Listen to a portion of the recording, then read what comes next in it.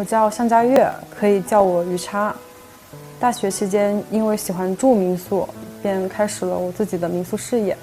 现在在长沙拥有26间民宿。看房子是我们的第一步的工作，装修期跟价格还能谈吗？价格我想再压个200块钱。价格现在目前已经到底了。我签3到5年嘛，就是之前房东他租客肯定是1年1年签的嘛，我就会跟他节省很多。了解现阶段的一些比较流行的风格，或者说是年轻人比较喜欢什么样子的一个装饰，再就是对它进行一个改造，然后后面改造完了之后就是进行软装的布置，然后以及拍摄，然后再上架平台。我们整个房间是一个法式复古的风格，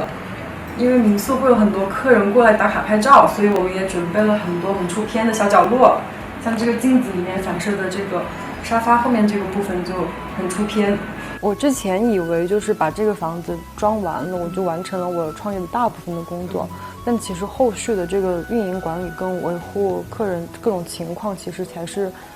长期伴随着我的。可能是凌晨12点以后，甚至到2、3点，有一些客人就会要求你去给他上门解决，我会第一时间想办法赶过去。然后有一次遇到一个客人对我们的房间非常不满意，我被他一度说到就蹲在地上哭。后来才知道他是在旅途中不是很顺利，把不满的情绪发泄到了我们的身上，所以